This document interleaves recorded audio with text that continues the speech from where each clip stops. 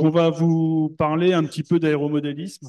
Pour ceux qui ont vu les quelques démonstrations ce matin, je ne sais pas si vous connaissez l'aéromodélisme, mais en gros, c'est faire voler des petits avions, enfin des modèles réduits d'avions. Euh, on est ici dans le monde de l'ULM. Je pense que l'aéromodélisme, on a un gros avantage, c'est qu'on est capable, on forme des gens à l'aéronautique de façon, on peut les prendre très jeunes. On peut prendre des gamins qui n'ont pas le droit forcément de voler dans des aéroclubs et puis on peut leur faire découvrir ce monde de l'aéronautique via nos petits modèles. On a beaucoup de pilotes hein, aujourd'hui, on a beaucoup de personnes, de professionnels de l'aéronautique qui ont commencé et qui ont été piqués à ce monde passionnant parce qu'ils ont commencé gamin l'aéronautique. Donc nous, on est comme point d'entrée, si vous voulez, pour tous ces gens-là. Avec des machines, ben, comme vous l'avez vu ce matin, on a des machines qui vont des petits avions écoles hein, qui font 1,50 m, qui sont tout en balsa, jusqu'à la copie de la 380 qui est sur le stand ou les maquis que vous avez vu voler ce matin, qui sont des machines de présentation, des machines d'exception qui ne sont pas faites pour tout le monde, hein, parce que c'est une machine qui ont un certain budget, qui ont des contraintes, mais vous voyez, ça fait quand même des vols magnifiques. Donc, ce qu'on va faire, c'est je vais laisser la parole à Louis Didier, qui est le directeur des vols aéromodélisme sur cette manifestation, et qui va vous présenter les différents pilotes qui sont là aujourd'hui et qui viennent un peu toute la France pour ce mondial de l'ULM.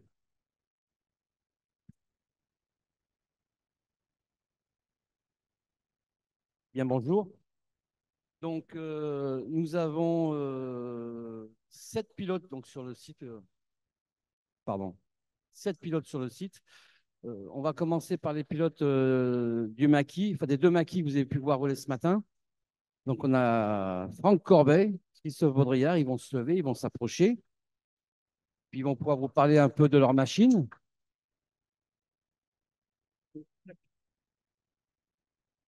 Non, tu passes bien, Christophe, vas-y. Je vais passer le micro à Franck Corbet, qui est très à l'aise à raconter ses conneries. Donc, Bonjour, messieurs, dames.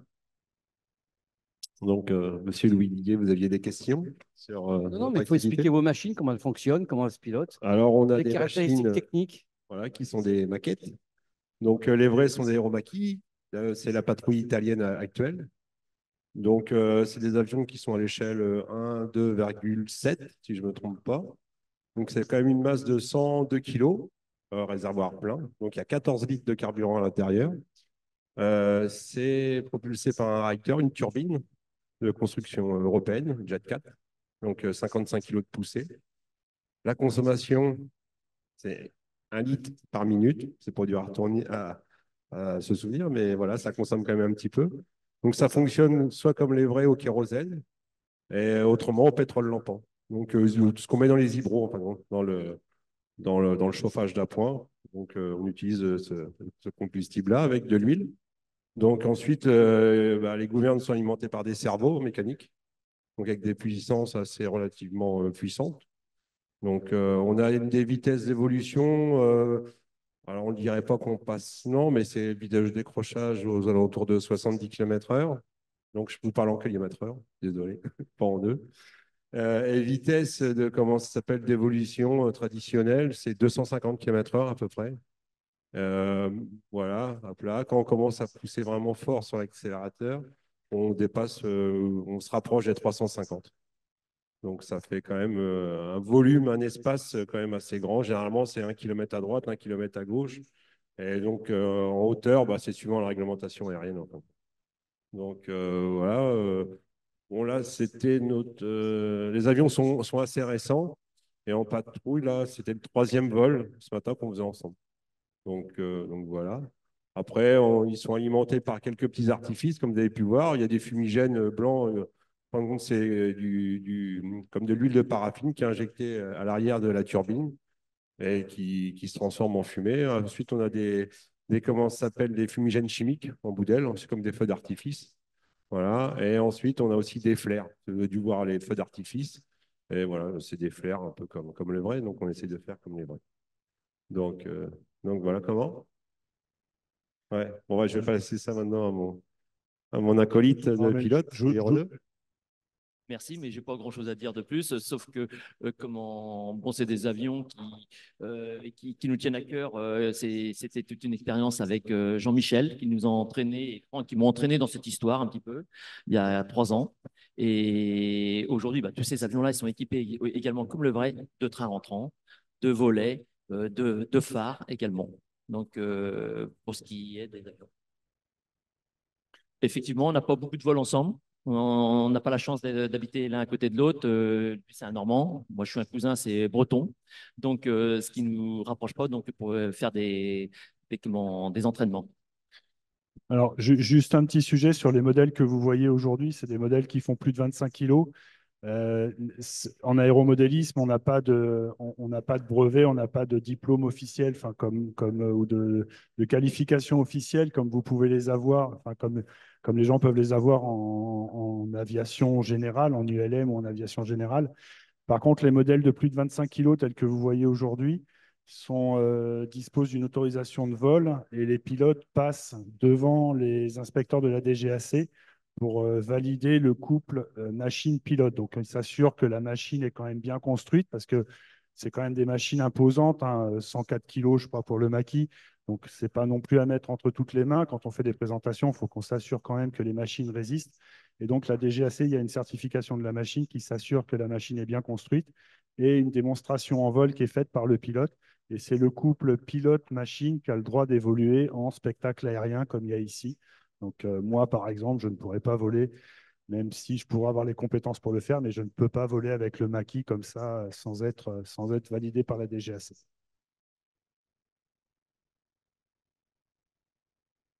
Et après, en aéromodélisme, aujourd'hui, on a des examens théoriques, principalement sur la réglementation qui est liée à l'activité drone. Donc, on est un peu plus contraint qu'avant à faire à passer ces choses-là. Mais pour les gens qui pratiquent en club, ils ont pas toute cette certification. Il y a juste une formation théorique à la réglementation à faire qui est relativement légère depuis les lois drone de 2010. Merci. Ben, merci à vous. On va passer au suivant. On va demander à Jean-Michel. Juste une dernière chose. Les maquis vont revoler cet après-midi, enfin, fin de journée, à 18 h. Donc, à 18 h, ils vont faire une démonstration voilà, sur le terrain.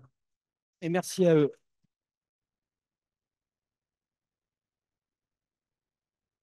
À moi l'honneur sur les L39. Bon, bah, on va faire un couple, hein, parce que On peut il y a venir Didier aussi. oui. Voilà. Même si on n'a pas volé ensemble, on a volé l'un derrière l'autre.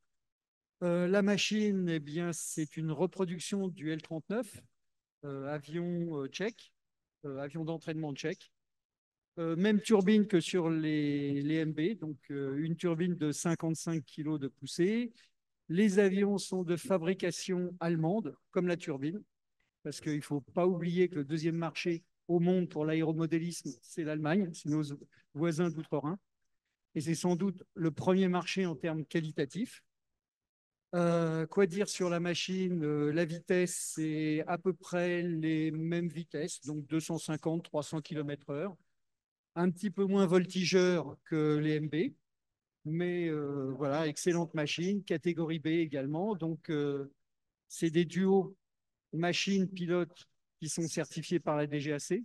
Alors, sur la mienne, j'ai la chance d'avoir Franck qui est certifié également, Didier aussi, et vice-versa d'ailleurs, sur tous nos L39. Quoi dire de plus? C'est à peu près tout. Ils ont bien parlé, donc ils ont dit l'essentiel.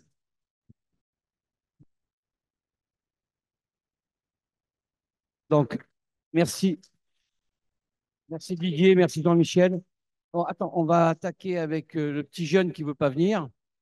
Viens Donc, nous parler de ton planeur. Voilà, Pierre, c'est le jeune qui a volé ce matin avec son planeur et sur son planeur, il a mis un réacteur On ne dessus devient pas rouge. de manière à prendre de plus de vitesse.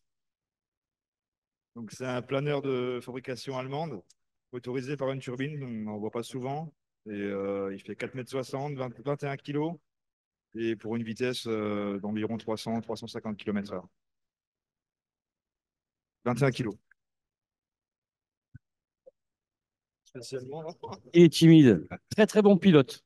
Alors, l'avantage aussi qu'on a en aéromodélisme, c'est qu'on est capable de faire des choses exotiques, hein, qu'il n'y a pas forcément en aviation grandeur.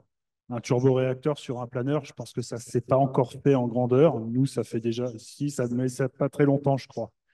Mais ça fait déjà quelques années qu'on le fait en aéromodélisme. Sur ce sujet-là, on est aussi un peu précurseur parce qu'aujourd'hui, on est dans le monde de l'électrique. Nous, je pense que ça fait 20 ans qu'on fait voler nos avions avec des moteurs électriques. Alors, bien évidemment, hein, ça évolue, ça s'améliore, ça se miniaturise, on gagne en capacité, mais ça fait 20 ans qu'on fait de l'électrique. Il y a des modèles réduits qui ont été faits à l'hydrogène. Alors, c'est un peu plus spécifique, mais il y en a quelques-uns qui marchent à l'hydrogène. Donc, on est aussi un peu précurseur sur ces sujets-là. Techniquement, je pense que allez voir les maquis ou allez voir, vous verrez que techniquement, on n'a rien à envier à l'aviation grandeur. On est quand même, les constructions, les méthodes de construction sont les mêmes qu'en aviation grandeur, le composite, ces choses-là.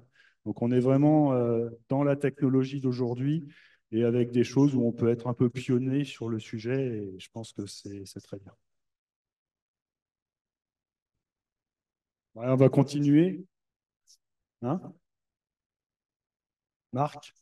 Donc, Marc, enfin, si vous restez ce soir et dès qu'il fera un peu nuit, vous pourrez le voir voler parce qu'il va nous faire des vols de nuit. Ouais, bonjour à tous. C'est ça, vous n'allez pas le voir. Mais on Moi, j'ai verra ramené l'avion. un avion de voltige classifié de VGM, parce que c'est un avion de 2,60 m d'envergure, motorisé avec un 2 temps bicylindre de 120 cm3, qui a énormément de puissance, en fait, beaucoup plus de puissance que ce qu'on peut voir en VGM ou en aviation classique, hein. Et le but de la soirée, c'est effectivement de voler avec un peu d'artifice en bout d'aile, un peu d'artifice au sol, un peu de fumigène dans l'avion, et puis d'essayer de vous faire un joli spectacle de 4-5 minutes, quoi. Et je serai accompagné de Maxime.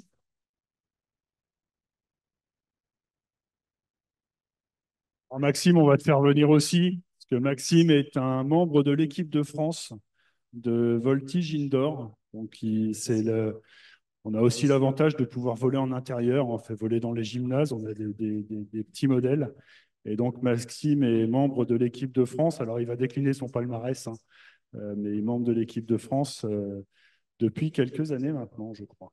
C'est ça, ouais. Donc, depuis 2019, j'ai eu la chance de participer à 2 championnats du monde où, avec l'équipe de France, on a fini 2 fois champion du monde.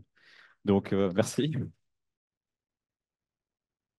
Donc, on n'en a pas trop parlé, mais oui, l'aéromodélisme, c'est aussi une discipline qui permet de faire de la compétition. Il y a énormément de disciplines différentes. Laurent, tu pourras plus en parler en détail, mais ça va de l'hélicoptère au planeur, à l'avion de voltige, le vol circulaire, j'en oublie peut-être, mais il y a énormément de disciplines différentes. On a à peu près 19 disciplines de compétition dans la fédération. On a 6 disciplines qui sont reconnues sport de haut niveau par le ministère des Sports, ce qui veut dire qu'on a quand même un niveau de performance en France qui est plutôt bon. On a plutôt des très très bons compétiteurs. Et puis voilà. C'est tout clair. Et il fera un vol de nuit ce soir en voltige. Ouais, c'est ça. Oui. Oui, donc à 18 h, vous aurez l'occasion, donc le second créneau qu'on aura avec l'aéromodis, de me voir voler avec un avion de voltige comme Marc vous a cité tout à l'heure. Donc, c'est des avions qui font 2,70 m d'envergure, motorisés avec des moteurs d'environ 120 à 130 cm3. En général, c'est des avions qui font entre 12 et 14 kg pour plus de 25 kg de traction. Donc, on est presque à un rapport de 2 pour 1. Et donc, c'est pour ça que ça nous permet de faire des figures de voltige assez différentes des avions réels du fait de cette différence de puissance. Donc voilà ce qu'on avait à vous dire aujourd'hui. Je vous invite à venir voir notre stand fédéral dans lequel vous pourrez vous essayer au simulateur. On a des petits drones, on a une cage de drones aussi. Donc si vous voulez vous essayer, et puis venir nous rejoindre dans les clubs ou en tout cas parler de nous pour tous les jeunes qui veulent venir et qui veulent se piquer à l'aéronautique. Venez nous voir dans nos clubs et envoyez-les dans nos clubs. Ils seront bien accueillis et puis ça en fera les pilotes du LM de demain. Et voilà, merci beaucoup. Je ne sais pas, peut-être qu'il y a des questions. Je ne sais pas si vous avez des questions particulières. À part les personnes devant, là, qui connaissent. Sébastien. Eh bien, merci. Et merci à Sébastien de nous avoir invités à ce mondial. Alors moi, d'abord, merci à vous d'être venus, c'est trop sympa. Avec Laurent, on travaille beaucoup ensemble avec les fédérations aéronautiques. J'insiste là-dessus parce qu'on a plein de sujets communs. La défense des terrains, par exemple, hein, le rachat comme vous le faites depuis des années, c'est une très bonne idée et je souhaite qu'on le fasse nous dans l'ULM. Moi, je n'ai pas eu le temps de le mettre en place, mais je pense qu'il faudra le faire, de racheter les terrains comme vous le faites. On a la même commissaire au compte, donc on a le même système de montage juridique. Toutes les problématiques d'espace aérien, on y est confronté de la même manière. Toutes les problématiques d'éoliennes, pareil. La réglementation sur les spectacles aériens, je pense qu'on a vécu la même séance de thérapie de groupe sur les difficultés que nous avons rencontrées. Tout ce qui, autour du drone et les automatismes, pénalise souvent avec des opérateurs privés la liberté de voler. Donc, en fait, on a énormément de points communs, pas simplement affectifs, etc., mais concrètement dans la manière de réaliser les choses. Le BIA, bien sûr, voilà. Alors, ce que je vous propose, c'est qu'on profite de l'inauguration un peu décalée et qui fait qu'à 15h30, dans l'attente du département, normalement, il y a des verres qui sont prévus. Donc, on peut migrer gentiment vers l'attente du département. Une dernière chose. Ah, pardon. Oui, non, une dernière chose. On vous a présenté les pilotes. Donc, je vous présente Laurent Henry, qui est donc le président de la Fédération française d'aéromodélisme. Voilà. Doucement, doucement. Après, il prend une grosse. Qui a passé une excellente nuit sous la tente, hein, parce qu'il fait beau, mais il fait froid. Bon, bah, ce que je vous propose, c'est qu'on aille, si vous le souhaitez, tranquillement prendre des petits fours au département.